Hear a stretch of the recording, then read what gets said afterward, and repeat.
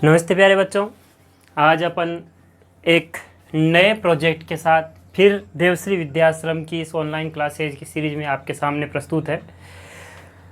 बच्चों, अपन ने paper number जो 7 था उसका अपन फर्स्ट पार्ट पढ़ चुके थे।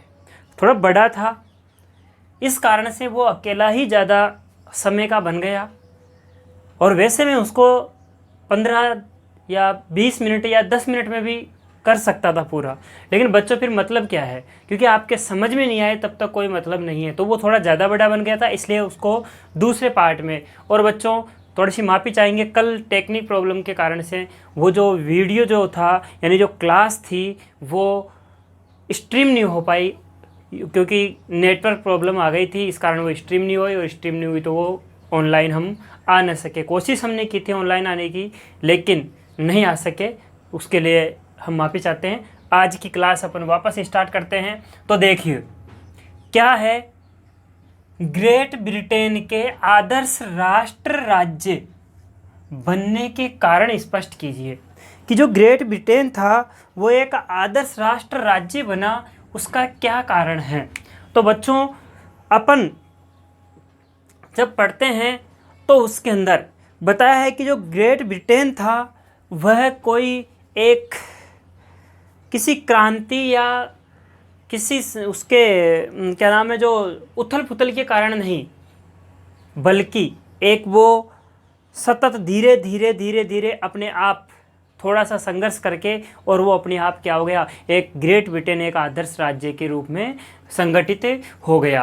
तो उसके बारे में आज अपन पढ़ेंगे कि किस प्रकार से वो अनेक जो जिनको अपन जातियाँ कह सकते हैं वो अनेक जगह जगह पर रहती थी, जैसे स्कॉटलैंड, आयरिश, इन जगह पर रहती थी वो जातियाँ। उनको कैथनिक के रूप से अपन एथनिक के नाम से उनको जानते थे, एथनिक्स। और वो सारे के सारे मिल कर के और उनकी जब आय में उनकी जब उसमें अहमियत उनकी बढ़ने लगी तो उन्होंने क्या है, एक द्वीप समूह के ऊपर क्या कर दिया, अपना प्रभुत्व संपन्न कर लिया। और उसके बाद में उन्होंने क्या किया कि वहाँ पर एक राष्ट्र के रूप में इस ग्रेट ब्रिटेन की क्या कर ली, स्थापना कर ली। और उसका अपन यहाँ पर समझते हैं। देखो, ग्रेट ब्रिटेन के आदर्श राष्ट्र राज्य का निर्माण अचानक हुआ, कोई उथल पुथल या क्रांति का परिणाम नहीं था, यानी कि कोई ऐसी क्रांति आई हो और फिर वहाँ जाकर के वो ग्रेट ब्रिटेन बना हो, नहीं। यहाँ पर क्या था कि इसका अचानक से हुआ है। अचानक मतलब अपने आप स्वतः ही वो चलता गया प्रोसेस, एक प्रक्रिया चली और उस प्रक्रिया के तहत क्या बना, ग्रेट ब्रिटेन बना। ये एक लंबी चलने वाली प्रक्रिया का नतीजा था, एक लंबी चलने वाले, जैसा कि मैंने आपको कहा था कि एक जैसी संस्कृति वाले लोग रहते थे, वो सब मिलकर के एक द्वीप समूह पर रहने लगे। और वहाँ पर उनके बाद में थोड़े थोड़े जो उनके वो जो स्थान थे वहाँ वो सब एक साथ मिले और मिलकर के उन्होंने एक राज्य बना लिया। और वो एक राष्ट्र, आदर्श राष्ट्र राज्य। जैसे 18वीं शताब्दी के पहले ब्रितानी राष्ट्र था ही नहीं, यानी कि 18वीं शताब्दी के पहले ब्रितानी जो राष्ट्र था वो कहते हैं कि था ही नहीं। ब्रितानी द्वीप समूह में रहने वाले लोग, कौन से द्वीप समूह पर, ब्रितानी द्वीप समूह पर रहने वाले लोग कौन, अंग्रेज, वेल्स, स्कॉट, आयरिश, इनकी यानी कि ब्रितानी द्वीप समूह में रहने वाले जो लोग थे उनकी मुख्य पहचान नृत्य थी, यानी कि नृजातीय यानी एथनिक थी। यानी कि जो ये ब्रितानी द्वीप समूह था इस पर रहने वाले जो लोग थे बच्चों, उनकी किस नाम से उनको अपन नृजातीय उनकी एक पहचान थी, एथनिक नाम से उनकी पहचान थी। बल्कि एक कोई ब्रितानी नाम का राष्ट्र था ही नहीं, केवल क्या थी, किस रूप में पहचान थी, एक एथनिक। और वो कहाँ पर, एक ब्रितानी द्वीप समूह पर रहने वाले लोगों की एक पहचान थी, और वो क्या थी, एथनिक्स। अब इन सभी जातीय समूह की, ये जो जातीय समूह थे अंग्रेज, वेल्स, स्कॉट, आयरिश, इन सब जातीय समूह की क्या हुआ बच्चों, अपनी सांस्कृतिक और राजनीतिक परंपराएं थी। सब देशों की होती है, वैसे ही इनकी अपनी अपनी क्या थी, राजनीतिक और सांस्कृतिक परंपराएं थी। लेकिन जैसे जैसे आंग्ल राष्ट्र की धन दौलत, यानी कि अंग्रेजों की धन दौलत क्या हुई, बड़ी अहमियत और सत्ता में वृद्धि हुई, जब उनकी अहमियत बढ़ी, उनके पास जब धन की वृद्धि हुई, तो बच्चों क्या किया, उन्होंने द्वीप समूह के अन्य राष्ट्रों पर अपना प्रभुत्व बढ़ाने में सफल हो गए। तो उन्होंने क्या किया, फिर जो उस द्वीप समूह पे जो दूसरे राष्ट्र थे उनके ऊपर अपना अधिकार जमा लिया। और वो तो आप जानते ही हो कि जंगल में अगर जो ज़्यादा शक्तिशाली होता है वो दूसरे जानवरों को अपने पक्ष में करता है। वहीं क्यों, हर जगह का ही नियम है ये, जिसकी लाठी उसकी भैंस होती है। बस यही वाली थी कि क्या हुआ कि जैसे ही इनकी क्या नाम है जो आंग्ल राष्ट्र की धन दौलत और अहमियत की जो सत्ता की वृद्धि हुई, तो क्या हुआ, इन्होंने अन्य जो राष्ट्र थे उन पे अपना प्रभुत्व जमा लिया, यानी कि उनको ऊपर अपना अधिकार बढ़ाने में वो क्या हो गए, सफल रहे। और एक लंबे संघर्ष और टकराव के बाद आंग्ल संसद ने 1688 ईस्वी में राजतंत्र से ताकतें छीन ली, यानी कि जो राजतंत्र था, राजा का तंत्र था, वहाँ से उसकी ताकत छीन ली। और इस संसद के माध्यम से एक राष्ट्र राज्य का निर्माण हुआ। और इस संसद के नाम जो था, यानी कि आंग्ल संसद, इस आंग्ल संसद की जो माध्यम है, इससे एक राष्ट्र राज्य का निर्माण हुआ। और जिसका केंद्र कौन था, इंग्लैंड था। कौन था बच्चों, इंग्लैंड था। और इंग्लैंड और स्कॉटलैंड के बीच एक समझौता हुआ, एक्ट ऑफ यूनियन। और इस एक्ट ऑफ यूनियन के कारण United kingdom of great Britain का क्या हो गया बच्चों, गठन हो गया। इस प्रकार से अपन कह सकते हैं कि जो ब्रिटेन का जो आदर्श राष्ट्र राज्य था वो अचानक से हुआ, किसी क्रांति या किसी कोई उथल पुथल आंदोलन का वो क्या नहीं था, भाग नहीं था, उसका नतीजा नहीं था। एक लंबी प्रक्रिया चली सतत, और उस प्रक्रिया के तहत अचानक स्वतः ही क्या हुआ, जो ग्रेट ब्रिटेन था उसके आदर्श राज्य का निर्माण हुआ। अगला प्रश्न है बच्चों, आपकी दृष्टि में विकास की धारणीयता के संदर्भ में हमारे क्या लक्ष्य होने चाहिए। विकास की जो धारणीयता है उसके संदर्भ में हमारे क्या लक्ष्य होने चाहिए, हमें क्या अपने विकास को बढ़ाते रहना चाहिए। लेकिन बच्चों, विकास अपन करते करते ये नहीं कि अपने विकास में अपन ही डूब जाए, इसलिए उसको अपन को उसको विकास को धारण तो करना है, लेकिन उस विकास को धारण करने के साथ हमारे क्या लक्ष्य होने चाहिए। तो बच्चों, उसमें अपन बताएंगे कि विकास की धारणीयता के संदर्भ में हमारे निम्नलिखित लक्ष्य होने चाहिए। उन लक्ष्यों में अपन बात करेंगे, जलवायु परिवर्तन और उसके प्रभावों से निपटने के तत्काल कार्रवाई होनी चाहिए। यानी कि अपन विकास कर रहे हैं, ठीक है, लेकिन उस विकास से जो जलवायु में परिवर्तन हो रहा है, उस जलवायु परिवर्तन के लिए, उनसे निपटने के लिए हमें क्या करना चाहिए, उसमें तत्काल कार्यवाही करनी चाहिए। अगला है, सतत उपयोग को बढ़ावा देने वाले स्थलीय परिस्थितीय प्रणालियों, सुरक्षित जंगलों और जैव विविधता के बढ़ते नुकसान को रोकने के प्रयास करने चाहिए। यानी कि बच्चों, क्या करना चाहिए अपन को, सतत उपयोग को बढ़ावा देने वाले स्थलीय पारिस्थितिकीय प्रणालियां हैं, और जो सुरक्षित जंगल है, भूमि क्षरण है, क्षरण का मतलब भूमि को थोड़ा नष्ट करना, मतलब भूमि का नुकसान होना, भूमि का क्या नाम है जो नष्ट होना, ये भूमि का नष्ट होने का मतलब है भूमि को नुकसान पहुंचना। भूमि को नुकसान पहुंचने का क्या मतलब है, यहाँ पर भूमि क्षरण का मतलब है कि जैसे अपन विकास के करने के लिए, बहुत बढ़िया फसल बोने के लिए, बहुत अच्छी खेती करने के लिए, या अपन को कि अपन यहाँ पर जब से 1 किलो अनाज होता है तो इसके अंदर हमारे को तो 100 किलो अनाज हो, इसके लिए हम अनेक प्रकार के खाद वगैरह उसमें डालते हैं। तो बहुत ध्यान ये कह रहा है कि भूमि क्षरण, उससे भूमि को नुकसान होने वाले जो और जैव विविधता को नुकसान को रोकने के हमें क्या करना चाहिए बच्चों, प्रयास करने चाहिए। यानी कि हमें विकास तो करना है, ठीक है, लेकिन विकास के साथ साथ हमारे ये लक्ष्य होने चाहिए कि उससे, जैसे मान लो अपने विकास से अपन जैसे मान लो कि अपन विकास करेंगे, हमें हमारे सब चीज़ों के अंदर वृद्धि करेंगे, तो उससे नुकसान भी होंगे।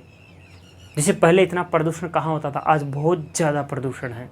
कारण क्या है, जनसंख्या बढ़ी तो सब संसाधन बढ़े, और सब संसाधन बढ़े तो उनमें मशीनीकरण आया, और मशीनीकरण के कारण सब जगह मशीनों से, कल कारखानों से धुआं भी निकलता है, उनसे गंदा कचरा भी निकलता है, उन सब से क्या हो गया बच्चों, प्रदूषण। तो ये कह रहा है कि ठीक है, विकास करो, विकास को धारण करो, लेकिन उसे धारण करने के साथ उसके क्या करो, उससे निपटने की, जैसे जलवायु परिवर्तन होगी तो उसका क्या करो, तत्काल उससे निपटने की कार्रवाई भी करो।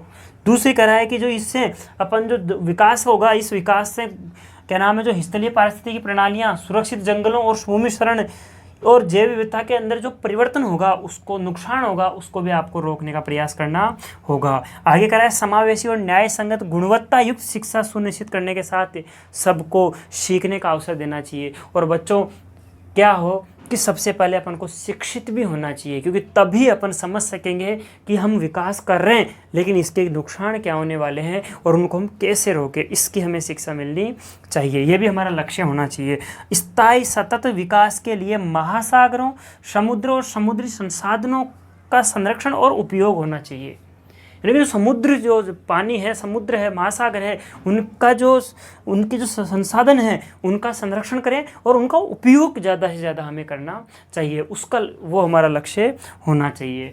तो बच्चों अपन ने 2 प्रश्न ये पढ़े और अब तीसरा प्रश्न है हमारा, इटली का एकीकरण का वर्णन कीजिए। इटली के एकीकरण को समझाइए या इटली के एकीकरण कैसे हुआ, ये अपन अब जस्ट इसके बाद अब इसको पढ़ते हैं। एक बार इसका रिवीजन करते हैं। ग्रेट ब्रिटेन के आदर्श राष्ट्र राज्य बनने के कारण का स्पष्ट करेंगे तो क्या है कि ग्रेट ब्रिटेन राष्ट्र राज्य निर्माण अचानक हुआ, कोई उथल पुथल या क्रांति का परिणाम नहीं था। यह एक लंबी चलने वाली जो प्रक्रिया का नतीजा थी। 18वीं शताब्दी तक तो ब्रितानी नाम का कोई राष्ट्र था ही नहीं, केवल क्या था, द्वीप समूह में रहने वाले लोग, अंग्रेज, वेल्स, स्कॉट और आयरिश, ये जो मुख्य जातियां थी, ये बच्चों किस नाम से जानी जाती थी, एथनिक नाम से जानी जाती थी। और इन सभी जातियों की समूह जो थी अपनी अपनी सांस्कृतिक और राजनीतिक क्या थी, प्रक्रिया। लेकिन जैसे ही आंग्ल राष्ट्र की धन दौलत, अहमियत और सत्ता में वृद्धि हुई तो द्वीप समूह के अन्य राष्ट्र अपना प्रभुत्व क्या करने लग गए, बढ़ाने में सफल रहे। और एक लंबे टकराव और संघर्ष के बाद आंग्ल संसद ने 1688 में क्या किया बच्चों, राजतंत्र से क्या कर ली, सत्ता छीन ली। और इस संसद के माध्यम से एक राष्ट्र राज्य का निर्माण हुआ जिसके केंद्र में कौन था, इंग्लैंड था। और स्कॉटलैंड और इंग्लैंड के बीच एक्ट ऑफ यूनियन 1900 को ग्रेट ब्रिटेन का गठन हुआ। आपकी दृष्टि में विकास के धारणीयता के क्या लक्ष्य होने चाहिए, अगला प्रश्न है। तो विकास की धारणीयता के संदर्भ में हमारे निम्नलिखित लक्ष्य होने चाहिए बच्चों। उनमें से पहला तो कि विकास के कारण जब अपन ये बहुत ज़्यादा संसाधनों का प्रयोग करेंगे तो जलवायु परिवर्तन होगा, उससे सबसे पहले निपटने का हमें क्या करना चाहिए, कार्य करना चाहिए। सतत उपयोग में बढ़ावा देने के लिए स्थलीय पारिस्थितिकी प्रणालियों और भूमि क्षरण और जंगलों का जो नुकसान होना है उनको रोकने का भी क्या करना चाहिए, और जो जैव विविधता के अंदर जो नुकसान है उसका रोकने का प्रयास करना चाहिए। और समावेशी और न्याय संगत गुणवत्तापूर्वक शिक्षा सुनिश्चित करें और सभी को सीखने का अवसर दें, तभी तो अपन समझेंगे कि क्या विकास है और विकास से हमें क्या नुकसान हो रहा है, और हो रहा है या नहीं हो रहा है तो क्या है, उसको रोके विकास उन दोनों के अंदर समन्वय बनाए। स्थायी सतत विकास के लिए महासागरों, समुद्र संसाधनों का इनका संरक्षण करें और इनका क्या करें बच्चों, उपयोग करें। अब पढ़ेंगे अपन इटली के एकीकरण का वर्णन। अब अगला प्रश्न, इटली के एकीकरण का वर्णन कीजिए। तो बच्चों अपन अब ये जो प्रश्न है ये बच्चों थोड़ा इम्पोर्टेंट भी है परीक्षा की दृष्टि से, क्योंकि इसमें से कभी छोटे छोटे प्रश्न भी अभी 1-2 आएंगे, वो परीक्षा में भी पूछ लिए जाते हैं।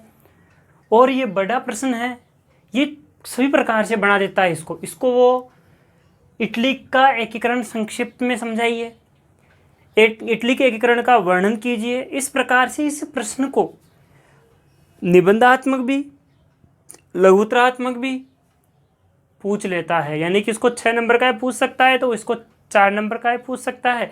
इस प्रकार से इसको थोड़ा ध्यान देना है आपको। देखो क्या कह रहा है, इटली के एकीकरण को, तो यहाँ पर देखो ये पहली जो लाइन है ये सबसे ज़्यादा इम्पोर्टेंट है। क्या है कि इटली का एकीकरण असंख्य देशभक्तों, तो आपको पता ही है कि किसी भी देश का एकीकरण करना है, किसी भी देश को मिलाना है, एक करना है, एकजुट करना है, तो बाहर से तो आएंगे नहीं उसको एकजुट करने के लिए। वहीं के लोग, वहीं के जो समझदार लोग हैं, जैसे अपने राजस्थान की बात कर लेते हैं, अपने भारत की बात ले लेते हैं। अगर अपने भारत की बात करें अपन, तो कि उसको एकीकरण के अंदर जो महत्वपूर्ण योगदान था अगर भारत के लिए, तो आपको पता है बच्चों कौन था, सरदार वल्लभ भाई पटेल। अब अकेले तो थे नहीं, बहुत सारे और भी थे उनके साथ, और भी साथी सहयोगी थे, लेकिन जिन्होंने सबसे ज़्यादा काम किया वो कौन थे, सरदार वल्लभ भाई पटेल। बस इसी प्रकार से वो अपने देश की बात है, ये इटली की बात है।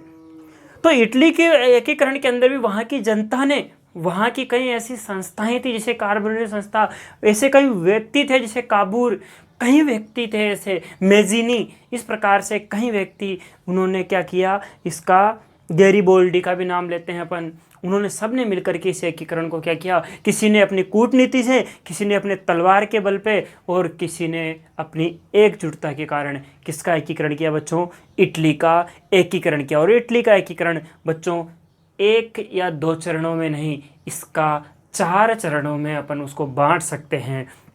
और बच्चों क्योंकि अगर सरलता से एकीकरण हो जाए तो इतनी ज़रूरत ही नहीं पड़े, इसलिए उसके लिए कुछ समस्या भी, और जो सबसे बड़ी बाधाएं थी वो एक तो था ऑस्ट्रिया, और दूसरी जो बाधा थी वो था रोम में पोप का वर्चस्व। ये सबसे बड़ी बाधा थी। क्यों? क्योंकि जैसे ही नेपोलियन, जिसका वहाँ पर शासक, जैसे ही नेपोलियन ने उसको ये किया, और फिर एक और थी सामंतवादी यानी कि कुलीन वर्ग की व्यवस्था, क्योंकि जैसे ही नेपोलियन का वर्चस्व यानी कि पतन हुआ तो वहाँ पर वापस वो जो कुलीन वर्ग थे, जो सामंतवादी वर्ग थे, वो वापस सक्रिय हो गए, और वो उनको डर लगा कि अगर मान लो ये एकीकरण हो गया और यहाँ पर अगर संवैधानिक शासन लागू हो गया तो अपनी कुलीनता, अपना राजशाही ठाट चलेगा नहीं। इसलिए उनको ये डर था कि अपनी तो सत्ता ही खत्म हो जाएगी, इसलिए वो भी विद्रोही हो गए। किसके विरुद्ध हो गए? एकीकरण के विरुद्ध हो गए। तो जो रोम के पोप थे वो भी एकीकरण के विरुद्ध थे, और ऑस्ट्रिया तो था ही। तो अब किस प्रकार से हुआ देखते हैं यहाँ पर 4 चरणों में। तो देखो यहाँ पर लिखा है कि असंख्य देशभक्तों का बलिदान, मेजिनी का नैतिक बल, गैरीबोल्डी की तलवार, जैसे बच्चों मैंने आपको बताया था अभी, और काबूर की कूटनीति, और विक्टर एमुनुएल की समझदारी ने से 4 चरणों में क्या हुआ, इस इटली का एकीकरण हुआ, जिसको अपन निम्न बिंदुओं से पढ़ेंगे, यानी कि नीचे कुछ बिंदु लेंगे अपन, प्रथम चरण, द्वितीय चरण, तृतीय चरण, चतुर्थ चरण। लेकिन इससे पहले जो बाधाएं आई उन बाधाओं को जानेंगे।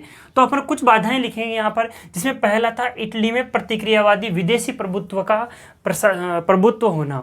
तो सबसे वो तो रहेगी कि जो एकीकरण क्यों कर रहे थे, क्योंकि अगर पहले वो अपने अधीन होता तो क्या उसको एकीकरण करने की, जैसे अपन ने देश का एकीकरण किया था भारत का, अंग्रेजों का अधिकार, अंग्रेज जैसे छोड़ के गए तो वो तो बोल गए कि आप निजी इच्छा से रहो, जो राजा अपनी अपनी सोचने लग गए, जनता अपनी सोचने लग गई अलग अलग, लेकिन अब उनको एक करना तो था ही, तभी तो एक राष्ट्र बनेगा। बस यही यहाँ पर। तो दूसरी प्रतिक्रियावादी जो था उसका प्रभुत्व था। तो पहला कारण तो ये था रोम में पोप का एकीकरण के विरोधी सत्ता का होना, इटली का सामंतवादी जो कुलीन वर्ग था वो एकीकरण का विरोधी होना, और एक राष्ट्रीय था जो इसका विरोधी था। अब एकीकरण के विभिन्न चरण।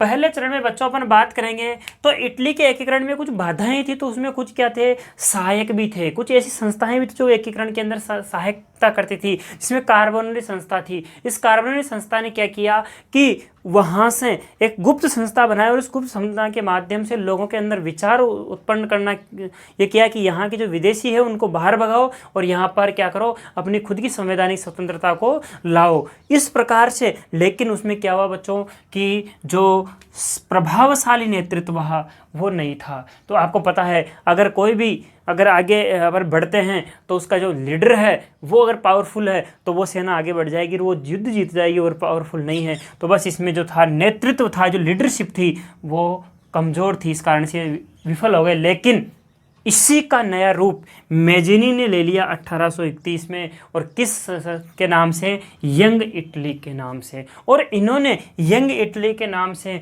पूरी कमान युवाओं को जगाने के, और जो अपनी कमान थी, जो उसको इटली के एकीकरण की जो कमान थी वो युवाओं को सौंप दी। और इसी कारण से कह रहा है कि स्थापना की, कार्बोनेट संस्था का स्थान ले लिया, और इस संस्था ने इटली वासियों में देशभक्ति, संघर्ष, त्याग, बलिदान, स्वतंत्रता की भावना बढ़ दी। इसी क्रम में आगे बढ़कर काबूर ने भी अपनी कूटनीति से क्या कर दिया, ऑस्ट्रिया को दुनिया के सामने झुको दिया, वो दुनिया के सामने उसको नीचा दिखा दिया। इस कारण से उसने भी अपनी नैतिक रूप से विजय प्राप्त कर ली। यानी कि जैसे अपन कहे कि 10 आदमी बैठे हैं और 10 आदमियों के बीच में कोई एक ऐसा व्यक्ति था जो जो गलत आचरण है उसका, लेकिन अगर कोई कहे नहीं तब तो कोई नहीं, लेकिन उसका आचरण अपन उनके सबके सामने ला दें तो वो एक तरीके से वो जो व्यक्ति था सामने लाया वो तो अपनी कूटनीति या जैसी भी नीति थी उससे ऊपर हो गया और उसको जो चाहे कितना शक्तिशाली हो वहाँ पर झुक गया। और जब आगे कोई ऐसी बात आएगी तो उस पर सब सबकी निगाह से देखेंगे। बस यही स्थिति किसकी, ऑस्ट्रिया की कर दी किसने, काबूर ने। लेकिन नेपोलियन के ऑस्ट्रिया समझौते पर पहले तो नेपोलियन ने काबूर से समझौता किया, लेकिन उसके बाद जब फ्रांस ने अपना सार्डिनिया से बिना कहे अपने युद्ध से पीछे हट गया तो फिर क्या किया, नेपोलियन ने ऑस्ट्रिया से समझौता किया, उसको युद्ध को रुकवाया और ऑस्ट्रिया से समझौता किया। और उस समझौते से काबूर अप्रसन्न हो गया, दुखी हो गया और उसने त्याग पत्र दे दिया। ऑस्ट्रिया और फ्रांस के बीच जो थी, ऑस्ट्रिया फ्रांस ने मिलकर के क्या रहा, ज्यूरिख संधि के साथ प्रथम चरण वहाँ पर क्या हो गया, पूरा हो गया। द्वितीय चरण, ये तो पहला चरण था जिसमें ये ज्यूरिख संधि के साथ पहला चरण पूरा हुआ। दूसरा था द्वितीय चरण, मध्य इटली का विलय हुआ। फिर जिस समय ऑस्ट्रिया के विरुद्ध पिडमांट सार्डिनिया सेना लड़ रही थी, उसी समय मध्य इटली की जनता ने क्या कर दिया बच्चों, विद्रोह कर दिया। और उस विद्रोह से पार्मा, मोडना, टस्कनी के जो शासक थे वो देश छोड़ करके भाग गए। और इस कारण से इन राज्यों को जनता के जनमत संग्रह द्वारा सार्डिनिया में मिला दिया गया। और इस प्रकार से ये क्या, द्वितीय चरण भी पूरा हो गया। अब अपन पढ़ते हैं तृतीय चरण। तो एक बार इसको मैं वापस रिपीट कर रहा हूँ कि इटली का एकीकरण जो था वो क्या था, असंख्य देशभक्तों के बलिदान, मेजेनी के नैतिक बल, गैरिबोल्डी की तलवार और कूटनीति और विक्टर इमैनुअल की समझदारी से 4 चरणों में हुआ। इन बिंदुओं को समझेंगे और उनको कुछ बाधाएं थी, पहले उनको जानेंगे। तो बाधाएं क्या थी कि इटली में प्रतिक्रियावादी विदेशी प्रभुत्व का यानी कि थाई नेपोलियन का, और रोम में पोप की विरोधी क्या थी, सत्ता थी। और इटली का सामंतवादी कुलीन वर्ग जो था वो एकीकरण के विरुद्ध था, क्योंकि वो नहीं चाहता था कि एकीकरण हो, क्योंकि वो अपना राज स्थापित करना चाहते थे। और कुछ चरण थे, वो पहला चरण में इटली के एकीकरण में बाधाएं थी, तो कुछ सहायक तत्व भी थे। कार्बोनेट संस्था का नाम इसी में आता है, 1810 में नेपल्स में बनी थी और मुख्य कार्य विदेशियों को बाहर निकालना और वैधानिक स्वतंत्रता प्राप्त करना। लेकिन प्रभावशाली नेतृत्व में ये चल नहीं सकी। लेकिन मेजेनी ने 1831 में यंग इटली की स्थापना की, जिसने इस कार्बोनेट संस्था का क्या ले लिया, स्थान ले लिया। और इटली वासियों में इसने देशभक्ति, जुनून, संघर्ष, त्याग की भावना भर दी, स्वतंत्रता की भावना भर दी। इसी क्रम में आगे चलकर काबूल ने अपनी कूटनीति के बल पर राष्ट्रीय को जो था उसके दुनिया के सामने नैतिक रूप से नीचा कर दिखा दिया। लेकिन नेपोलियन के ऑस्ट्रिया समझौते पर काबूल क्या हो गया, दुखी हो गया और त्याग पत्र दे दिया तथा ऑस्ट्रिया और फ्रांस मिलकर ज्यूरिख संधि के साथ पहला चरण पूरा हो गया। अब द्वितीय चरण मध्य इटली का विलय हुआ। इसमें जिस समय का ऑस्ट्रिया के विरुद्ध पिडमांट और सार्डिनिया की सेना लड़ रही थी, उसी समय मध्य इटली की जनता ने भी क्या कर दिया, विद्रोह कर दिया। पार्मा, मार्डना और टस्कनी के जो शासक थे वो छोड़ करके भाग गए। और फिर क्या हुआ, क्योंकि जब उनके राजाएं भाग गए तो जनता तो अब ये हो गई, तो फिर वहाँ पर उनका जनमत किया। जनमत का मतलब होता है, उनसे पूछा कि आप कहाँ मिलना चाहते हो, तो उन्होंने सार्डिनिया में मिलने का संकल्प लिया। अब देखते हैं अगला चरण। अगला मतलब तीसरा चरण। इटली के एकीकरण के तृतीय चरण में गैरिबोल्डी का नाम लिया जाता है। जिसे मैंने कहा था कि अगर इटली के एकीकरण में किसकी तलवार सहायक थी, गैरिबोल्डी की। यानी कि वही है ना, वो एक कहावत है, लातों के भूत लातों से मान, तो बातों से नहीं मानते, वो किनसे, तो बस वहाँ वो कौन था, गैरिबोल्डी। इसकी तलवार ने इटली के एकीकरण में महत्वपूर्ण सहयोग दिया। तो तृतीय चरण में गैरिबोल्डी का नाम लिया जाता है। 1860 ईस्वी में उसने सिसिली और नेपल्स पर अधिकार कर लिया। विक्टर एम्यूनल ने पोप के राज्यों पर क्या कर लिया, अधिकार कर लिया। गैरिबोल्डी ने इसका विरोध नहीं किया, क्योंकि वो तो चाहता ही यही था, क्योंकि पोप जो थे रोम के, वही तो क्या कर रहे थे, एकीकरण में बाधक थे। उसने उसका क्या नहीं किया, क्या नाम है, जो विरोध नहीं किया। नेपल्स की शासन भी उसे सौंप दिया। वहाँ की जनता ने भी बहुमत से क्या कर दिया, नेपल्स का जो शासन था वो भी उसे सौंप दिया। तो फिर वहाँ की जो जनता थी वह बहुमत से किस में शामिल हो गई, इटली के अंदर, इटली राज्य में शामिल हो गई। अगला चरण, चतुर्थ चरण। रोम, वेनेसिया इटली से बाहर थे।